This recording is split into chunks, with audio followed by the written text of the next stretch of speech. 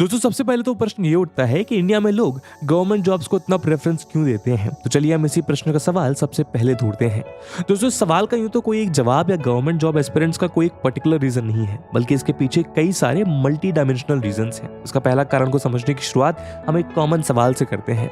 दोस्तों क्या आप अपने फील्ड ऑफ एक्सपर्टीज को छोड़कर किसी दूसरी फील्ड की कितनी क्रेडिबल प्राइवेट कंपनीज के नाम जानते हैं? मेरा मतलब है अगर आप आईटी इंजीनियर हैं या आप एक डॉक्टर हैं या फिर अगर आप एक आर्ट्स के स्टूडेंट हैं तो आप अपने स्ट्रीम को छोड़कर दूसरे स्ट्रीम की कितनी क्रेडिबल कंपनीज के नाम जानते हैं?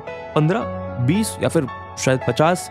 अगर आप एक वेल अवेयर पर्सन हैं तो शायद उससे भी ज्यादा। लेकिन क्या हो अगर हम यही सवाल हमारी पेरेंट्स की जनरेशन से पूछें? जनरली उस केस में शायद ये आंकड़ा डबल डिजिट भी टच नहीं कर पाएगा। ऐसे में हमारे पेरेंट्स की जनरेशन के लिए शायद सबसे क्रेडिबल और फेमस एम्प्लॉयर सेंट्रल या स्टेट गवर्नमेंट ही बन जाती है, क्योंकि उनकी और उनके सोशल सर्कल की नजरों में गवर्नमेंट सर्वेंट होना आपके खुद की क्रेडिबिलिटी पर एक सरकारी मोहर लगा देता है। और कहीं ना कहीं ये सरकारी नौकरी का चार्म हमारी यंगर जनरेशन को इसी विरासत में मिला है। जिस तरह ओबीडियंस हमारे इंडियन कल्चर का इंपॉर्टेंट हिस्सा है, हमारी यंगर जनरेशन कहीं ना कहीं अपने पेरेंट्स के एक्सपेक्टेशन को पूरा करने के लिए इस गवर्नमेंट जॉब की रेस में लग जाती है।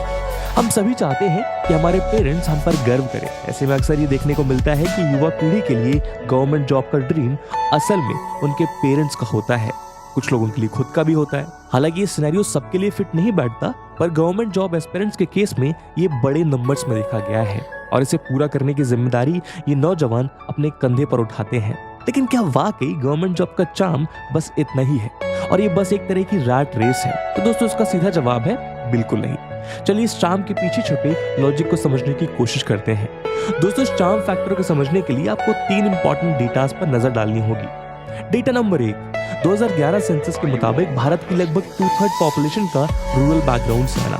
डेटा नंबर 2, सितंबर 2020 में रिलीज की गई एनएसयू की रिपोर्ट के अनुसार देश के 50% से ज्यादा स्टूडेंट्स का अपनी क्लास 10th की पढ़ाई वर्नाकुलर लैंग्वेज से कंप्लीट करना। और डेटा नंबर 3, 2020-21 तक देश की पर कैपिटा इनकम का ₹1,28,829 होना।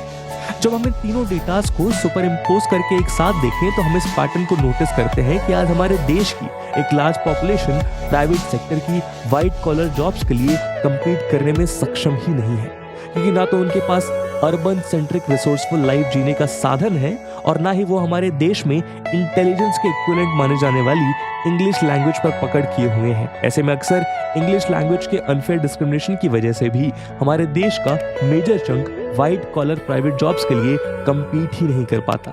बड़ी कंपनीज में छोटी से छोटी जॉब्स हों या फिर इंटरव्यूज हों या फिर अपने करियर को स्केल अप करने के लिए एमबीए के एंट्रेंस एग्जाम, सब जगह अंग्रेजी का बोलबाला कहीं ना कहीं तक तो है ही। यही नहीं, इनमें आपके एग्जामिनेशन मार्क्स के अलावा एप्लीकेंट के रेज्यूमे में मेंशन वेरियस एक्टिविटीज का भी इंटरव्यू में अपना अलग महत्व है, जैसे एक्स्ट्रा करिकुलर एक्टिविटी के नाम से भी जाना जाता है, जिसमें हमारा रूरल सेंट्रिक यूथ पीछे रह जाता है। यही नहीं, अगर हम हमारे देश की क्वालिटी ऑफ एजुकेशन की बात करें तो इसमें भी हम पाएंगे कि पुअर एजुकेशन क्वालिटी की वजह से हमारे देश का युवा प्राइवेट सेक्टर के फियर्स कंपटीशन में टिक ही नहीं पाता। हमारे इस फैक्ट को स्टैब्लिश करने का काम वर्ल्ड इकोनॉमिक फोरम भी करता है, जिसकी 2021 की रिपोर्ट के अकॉर्डिंग इंडिया में हर साल 13 मिलियन लोग वर्कफोर्स ज्वाइन करते हैं, लेकिन इनमें केवल 4 में से 1 मैनेजमेंट प्रोफेशनल्स, 5 में से 1 इंजीनियर और 10 में से 1 ग्रेजुएट ही एम्प्लॉयबल है। ऐसे में इनके पास प्राइवेट सेक्टर में जॉब के नाम पर मेजरली ब्लू कॉलर जॉब्स का ही ऑप्शन रहता है, जिसमें सैलरी काफी कम और वर्क डिमांड्स बहुत ज्यादा है, जिसकी वजह से प्राइवेट सेक्टर में एक्सप्लॉइट होने के बजाय हमारे देश का यूथ गवर्नमेंट सेक्टर में ही अवसर तलाशने की कोशिश करता है, फिर चाहे वो उसके एजुकेशनल क्वालिफिकेशन से इनकम्पेरेबल ही क्यों ना हो।